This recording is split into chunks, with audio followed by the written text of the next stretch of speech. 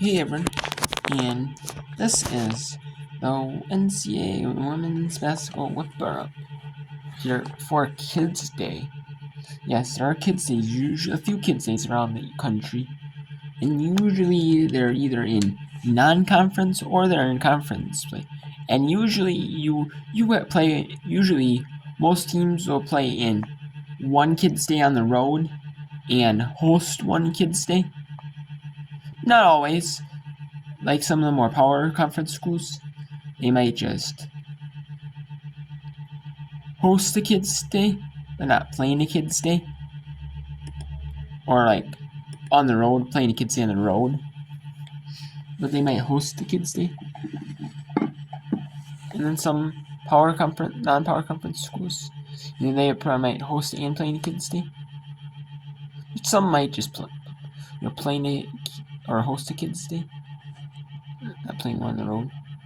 But anyways, there's four of them today. There's VCU and Dane. VCU is up 28-22 to Dayton, Ohio. Rhode Island is up 27-12 on LaSalle. And we have Buffalo and Bowling Green. Buffalo is 32. Bowling Green is 29. And tipping off in 20 minutes, we have George Mason and George Washington. The George School is tipping off in Washington, D.C. So let's send it to Buffalo, New York, where Buffalo has a 32-29 lead. With 2:14 to go, Bowling Green is 10-6, 4-2 in that conference play, while Buffalo is 9-7, 3-3 in MAC conference play. When we'll send it out to the announcers in sight at Buffalo University on Kids Day in Buffalo, New York. We'll send out the announcers with 2 minutes to go, as Buffalo has a 32-30 lead. And a reset for Cello Watson. You can see a big disparity in the offensive rebound statistic right now. Lopez spinning, flipping cross court. El Husseini bullseye. UB is winning this game exclusively because of offensive rebounds. BG shooting a better percentage from the floor, but UB's had more chances. And I think Bowling Green's personnel is a little shell-shocked, Paul. I don't think they're used to teams blowing them on the boards like this. Kohler, guarded by Watson, gets the screen, circles to the center of the court, and hands back off to Velasco. Back to Kohler. She'll put the three up, short. And the battle for the offensive rebound. Good hustle by Erica Porter, who winds up in the front row of the stands. Kohler inside the arc, pull-up jumper, no good. That's a foul. And that's going to be a foul on Ellis over the top of Alexis Davis. Watched a good hustle here by Erica Porter. But also, great save by Porter, but look at the frantic sprints from UB. And now we also have VCU and Dane and Bowling Green or VCU Dane, Rhode Island, LaSalle.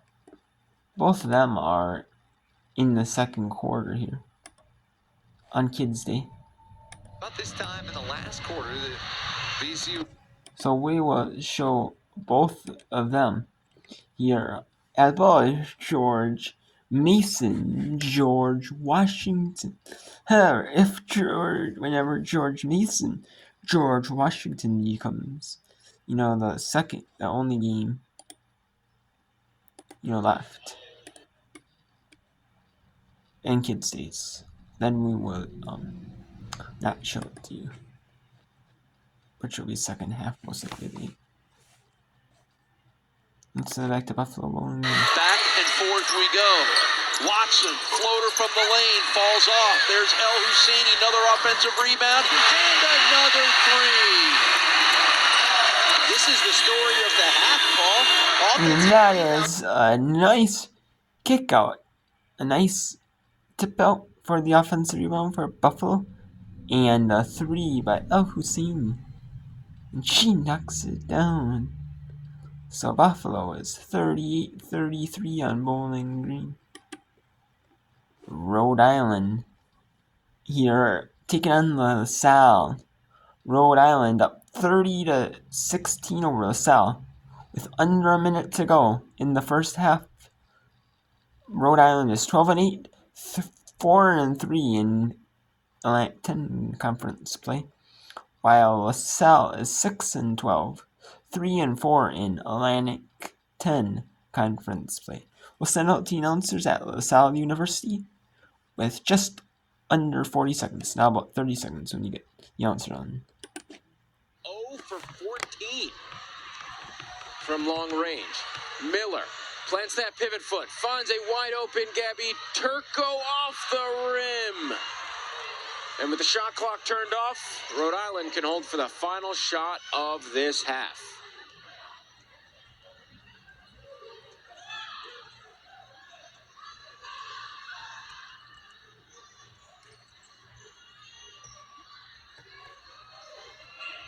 Davis, 2 seconds left. They're out of time. They didn't realize it, and Rhode Island can't get a shot. And Rhode Island is not getting a shot from the Explorers defense. So Rhode Island 30, LaSalle 16 after one half of play here at LaSalle University. Now let's go to VCU taking on the VCU Rams at 16-2, 5-1 in Atlantic 10 conference play. Top of the Atlantic 10 is actually really, really solid. I could see like a couple mid-major schools out of the Atlantic 10, sneaking in, to the NCAA. Like you could see VCU, you could see David's, like there's a couple good schools, they're always at the top, in the Atlantic 10. Well, this year there's no exception, There's if they don't make the NCAA tournament, just one bid league for the Atlantic 10 women in the women's tournament. There can possibly be, some good contenders for WNIT berths. Or if this year is the first year where ESPN is going to have the second tournament where it's, something similar to WNIT with the men's traditional men's NIT with 32 teams. So we'll see, what, Anyways, VCU now is up 36-26 with 30 seconds to go. And we'll send out the announcers unsafe at Dane University in Dane, Ohio. Phenomenal athlete. 7-second differential between shot and game clock. VCU starting this game with essentially a 10-point lead, going on an early run. Back at that mark. Double digits. Wheeler trying to bounce it inside. Taken away by Robinson. Tibiasu, can she beat the clock? Gives away to Khalil. Bounces it over to Sotelo.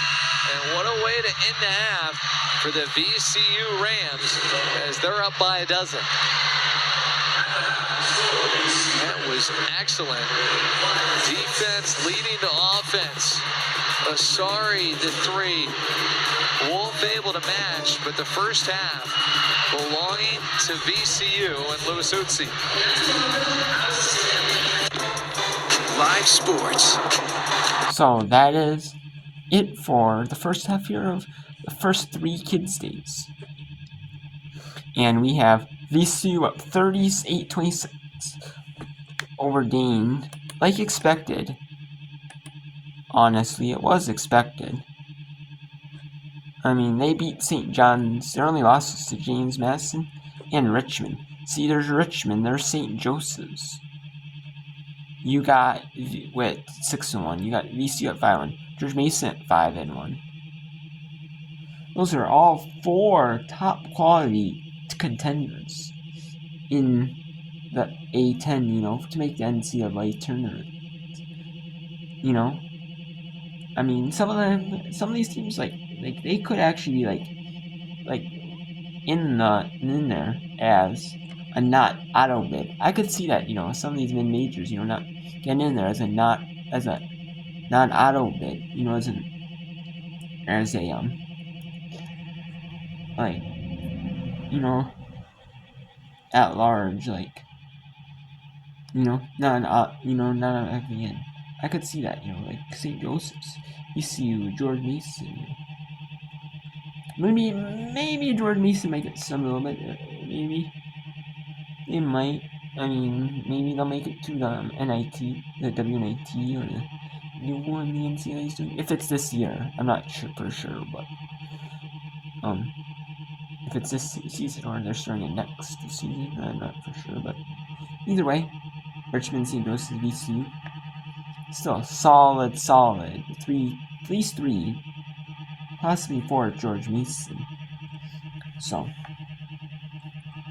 you know, at least, you know, so I would have to imagine if they get like 20, all teams should get at least 20 wins, if not maybe close to 25 wins. So that would be pretty crazy, you know, and like 30, I think like close to 25 wins, or a little bit over 25 wins, maybe with a tournament, you know.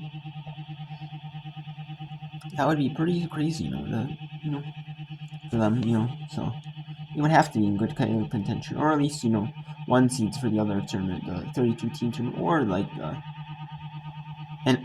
WNIT, you know. It would have to be at least, you know. So we'll see here. That goes up, shapes up, but yeah.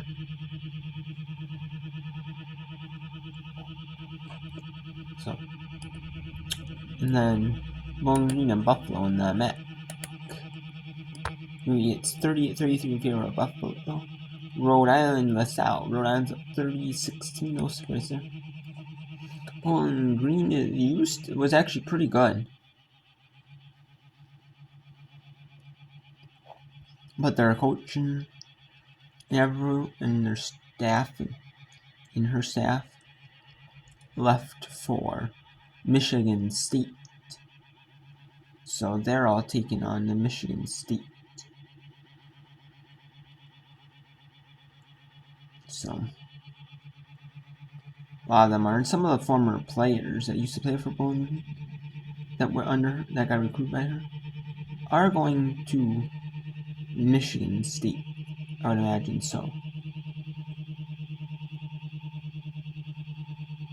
So Ball State is really the top, but Toledo, Kent State, you know, they're competing in terms of ball. It's really the best of the best here in the Mid-American Conference, you know. Because they beat Georgia, they beat Pittsburgh. And you lost to Notre Dame, you couldn't have much. But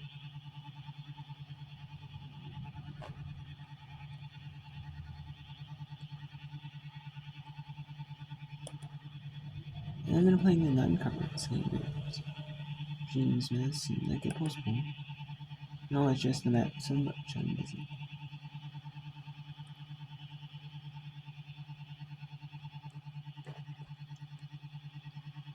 Either way, yeah. Yes, that's how it is here. And we got George Mason, George Washington. And some tonight we got some big ones here. Oh, there are some big ones here. Richmond Duquesne. 17-3-7 Richmond. 10-8-5-2 Duquesne. The Dukes, we have a big one. Georgia State, Georgia Southern in that rivalry. This one, we have Ball State looking to beat 17-2 Seminole in that play. We have Oklahoma, since ESPN does not have the rights to show Big Ten anymore. They gave them up too, because Big Ten wanted to have a spread out number of partners. They wanted to have CBS have some, which they do now, but expand on it with football, and it's just not just men's basketball, football, women's basketball. Peacock with men's and women's basketball, football. NBC with football, and some men's and women's action, NBC, and then they want to have Fox and FS1, and then have Big Ten Network Plus. Big Ten Network for some of the TV ones. If the other networks don't want to show games, or as like fill-ins for additional, maybe additional sports like women's basketball, or men's is shown on the more premium channels, or or hockey or other sports. They're as televised. Them out as well. And then they want to have the same. They want to have like about half the number. I think it was football games. Half the number of Big Ten football games on ESPN. And then, but they would offer the same price as it was before.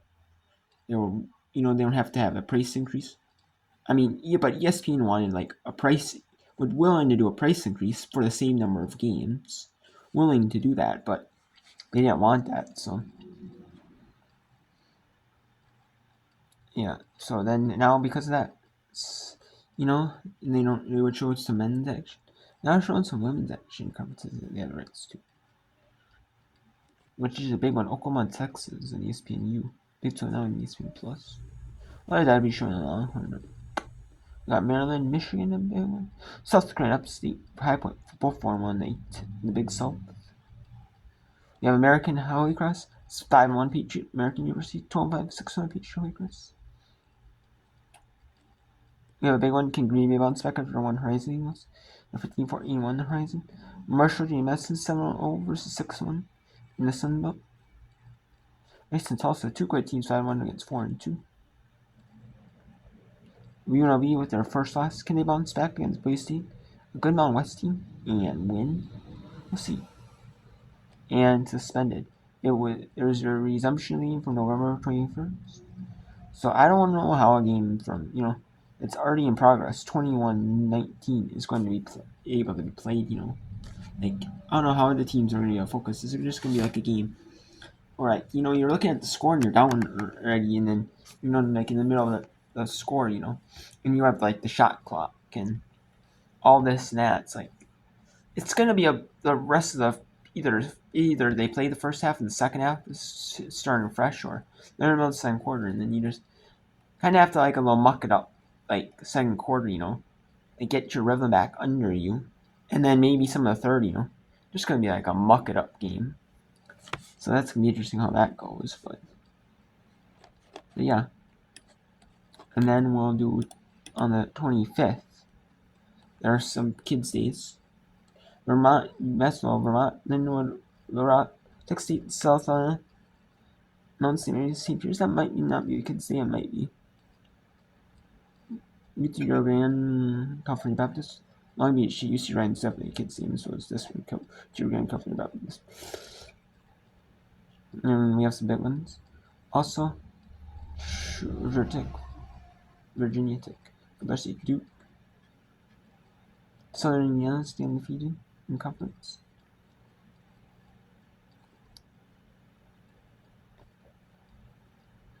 Notre Dame Syracuse, a big one. Northern Gonzaga taking on Santa Clara. Drake to stay undefeated in the conference. Let's see if what UAB can stay up towards top Florida Gulf Coast. So, Lipscomb, see if they can, who can see if Florida Gulf Coast stay top of the East. You have Chattanooga, see if they can stay undefeated and stay in one of the top majors. Can Cleveland State stay at the top of the horizon? Your top. Uvalde, who's going to stay at the top? Is it going to be Uvalde being hot? Like really, really solid. Southeast Louisiana, see if they can be 7-0. Can Florida stay undefeated, or can Western Kentucky stay at the top and upset Florida? South Carolina, see, that's going to be big one that day. Yeah. Or Abbott, see if they can stay at the top, it's really, really struggling on my team. Team of South Dakota State, see if they can stay at the top 7 hours, struggling Kansas State team, some of the play. Yeah, Steve Foster and Keene, 2 really good solid teams. Keene's like a really top mid major, so they can see the top. Same with East Washington. And then we have